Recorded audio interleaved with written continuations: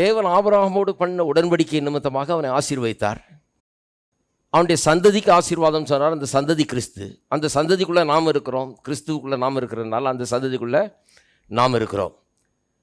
அப்போ நம்மை வேறாக கிறிஸ்துவை வேறாக பார்க்கறது இல்லை தேவன்.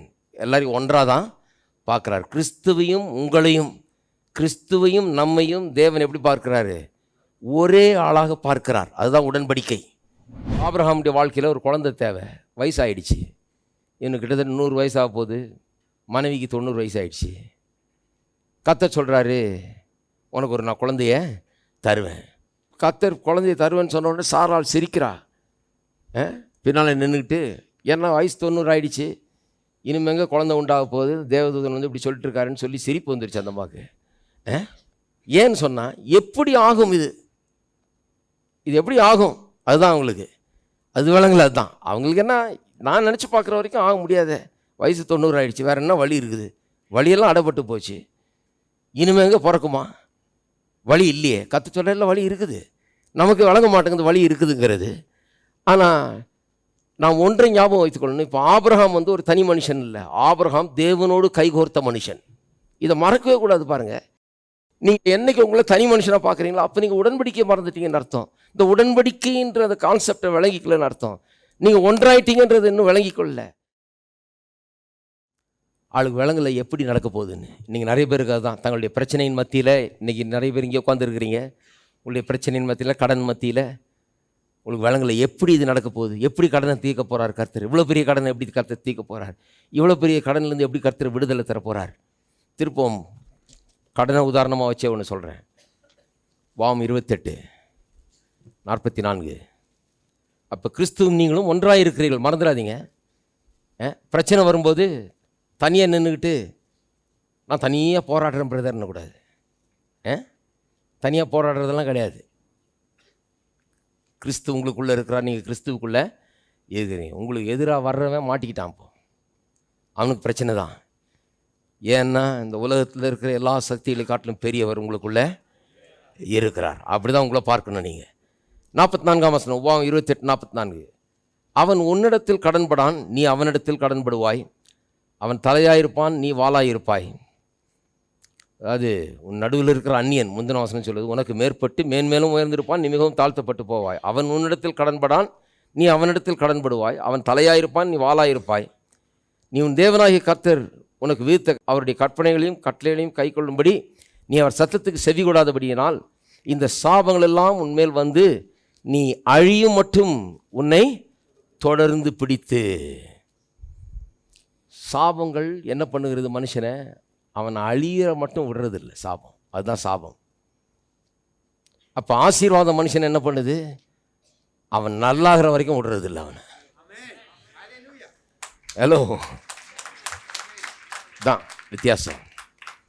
ஆசீர்வாதம் உங்களை வந்து பிடிச்சிருச்சுன்னா அன்னையிலேருந்து ஆரம்பித்து வர வர விருத்தி அடைந்து மகா பெரியவன் ஆற வரைக்கும் உங்களை விடுறதில்லை. அது விடாது. அது சாபம் வந்து பிடிச்சிருச்சுன்னா எப்படி ஒரு மனுஷனை அழிக்கிற வரைக்கும் அது விடுறது இல்லையோ, அதான் சாபத்தினுடைய நேச்சர். பாருங்கள், அவனை ஒன்றும் இல்லாமல் ஓட்டாண்டி ஆக்கி அவனை நாசப்படுத்தாமல் விடாது அந்த சாபம்.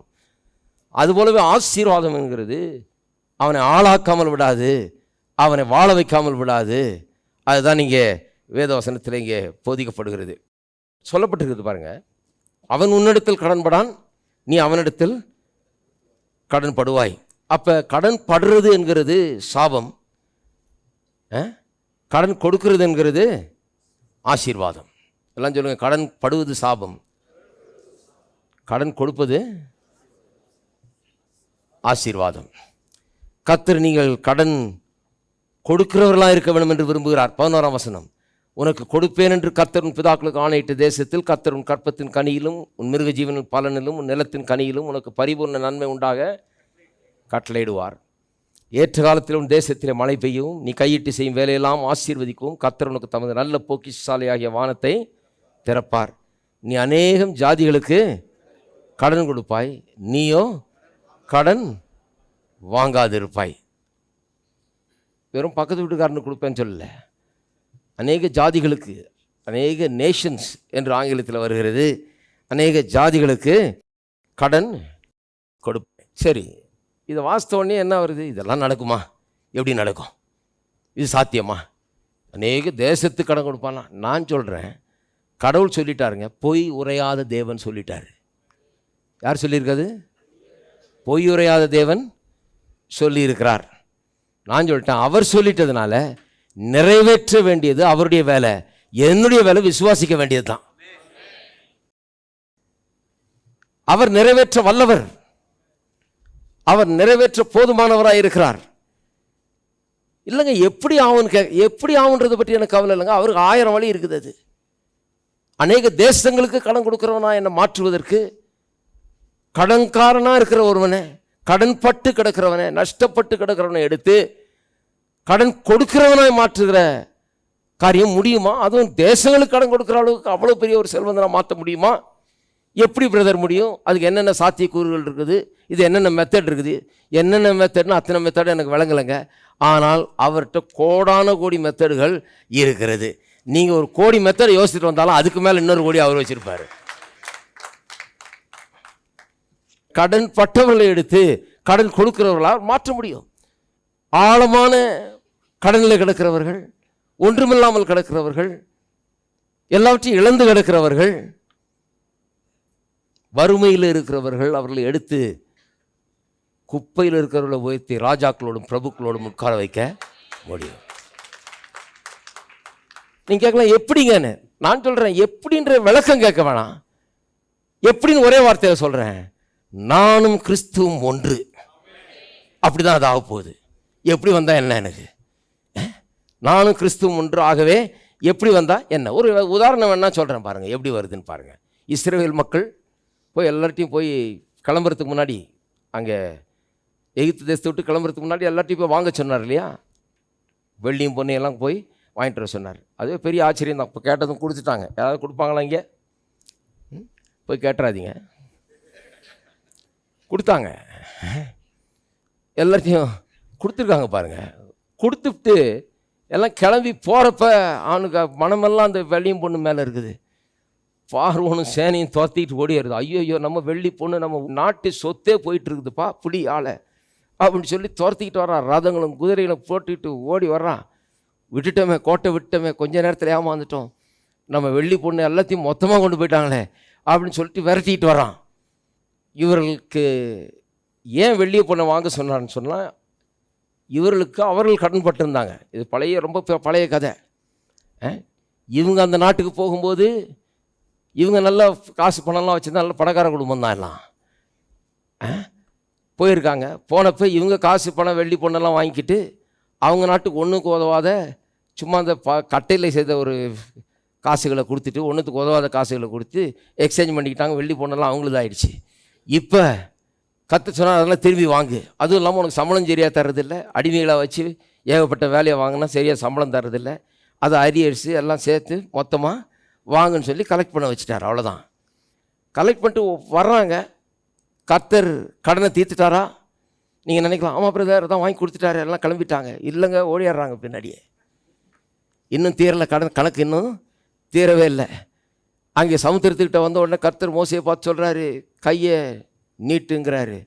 நீட்னா சமுத்திரம் 2ஆக பிளக்கிறது, நடுவில் நடந்து போகிறாங்க, கடந்து போகிறாங்க.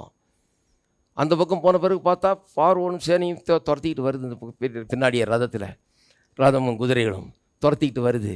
மறுபடியும் சொல்கிறார், மோசேக்கு உண்டே கரத்தை நீட்டினா அந்த சமுத்திரம் 2ஆக பிளந்தது. இப்போ திரும்ப 1ஆக வந்து எல்லாம் மூடி எல்லாம் மொத்த இராணுவம் அன்றைக்கு அழித்து போட்டது.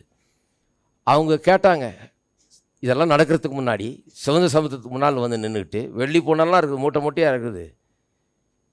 அப்போவே சொன்னையா எப்படி இது முடியும்னு. கலெக்ட் பண்ணிட்டோம், இப்போ மாட்டிக்கிட்டோம். எப்படி முடியும்? சமுத்திரம் இருக்குது, பின்னால் குதிரை வந்துட்டு இருக்குது. இங்கே சமுத்திரம் இருக்குது, பின்னால் சேனை வந்துக்கிட்டு இருக்குது. எங்கே போகிறது? இப்படியும் போக முடியாது, அப்படியும் போக முடியாது, வேறு வழியே இல்லை. கர்த்தர் சொல்கிறாருல, வழி இருக்குது.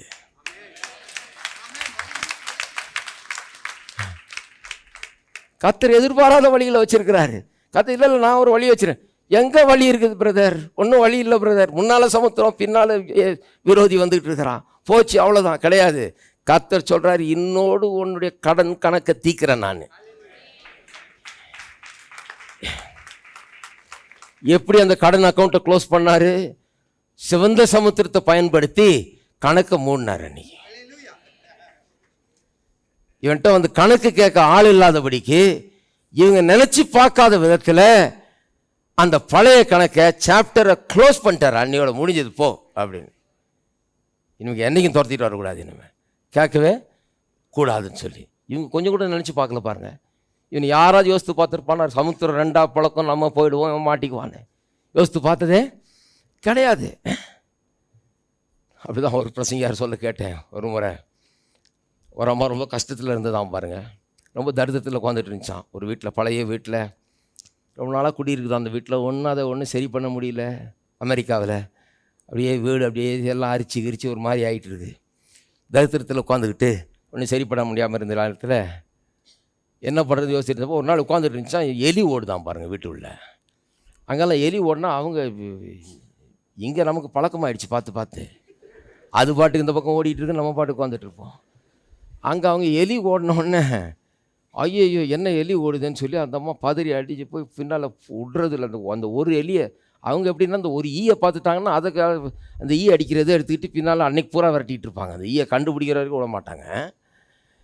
அப்போ எலினா என்ன பண்ணுவாங்கன்னு பாருங்கள், இந்த அம்மா விரட்டிக்கிட்டு சுற்றி சுற்றி ஓடுதான், ரூமாக ஓடி அது துரத்தி கிருத்தி போனால் கடைசியில் அந்த பேஸ்மெண்ட்டு கீழே ஓடிடுச்சு. அது ஓடிட்டு போய் அங்கே போனால் பேஸ்மெண்ட்டுக்குள்ளே ஒரு பின் ஒரு இதுக்குள்ளே போய் நுழைஞ்சிக்கிச்சு. ஒரு பொந்து மாதிரி இருக்குது, அதில் ஒரு பாய்லர் மாதிரி ஏதோ ஒரு இது இருக்குது போல இருக்குது, அதில் போய் நுழைஞ்சிக்கிச்சு. அது அங்கே போய் விரட்டலான்னு போய் அங்கே அது உள்ளே எட்டி பார்த்ததே கிடையாதான் பாருங்கள். அந்த அம்மா எட்டி பார்த்தா ஏராளமான பணம் அதில் இருக்குதான். யாரை எந்த காலத்தில் வாழ்ந்தோன்னா அங்கே கொண்டு வந்து வச்சுட்டு போயிருக்கிறான். அது அப்படியே கிடக்குது பணம். அந்த அம்மா யோசிச்சிருக்கோம், நான் ஒரு ஏழை வயசான காலத்தில் உட்காந்துருக்கேன், கடவுள் எனக்கு யாரை கொண்டு தருவார்? அதுக்கு தான் ஒரு எலி அனுப்பிச்சார் கர்த்தர். அதுக்கு தான் அந்த எலியை விரட்டுன்னு விரட்ட வச்சார்.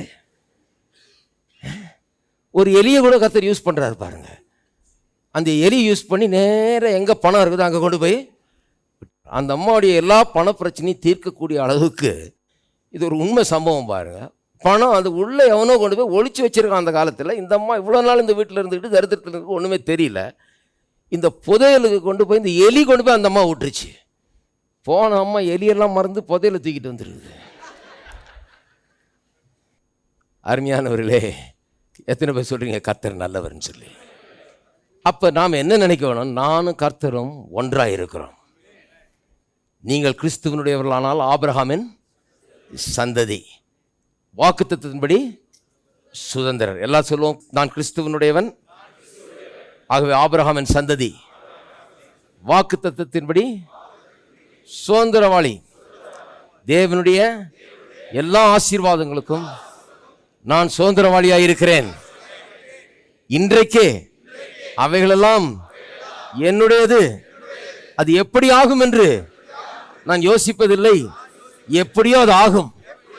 ஏனென்றால் நானும் கிறிஸ்துவும் ஒன்றாயிருக்கிறோம்.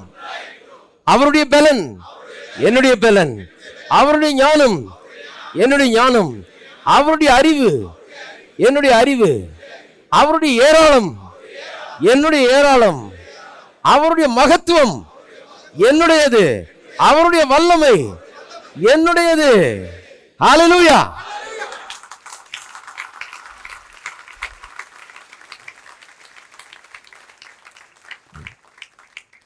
அப்ப எப்படி பிரதர்ன்றது கேட்கவே கூடாது. நம்ம இதான் எலி ஓடுதான்னு பாருங்க,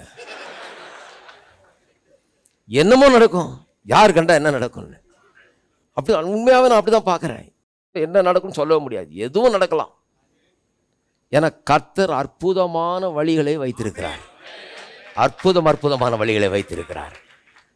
அவர் எனக்குள்ளே இருக்கிறார். அப்ப நான் என்ன பண்ணணும்? இந்த கவலை பாரத்தெல்லாம் விட்டுட்டு அவரை பிடிச்சிக்கிட்டு அவரோட நெருங்கி நான் ஜீவிக்க வேண்டியதுதான்.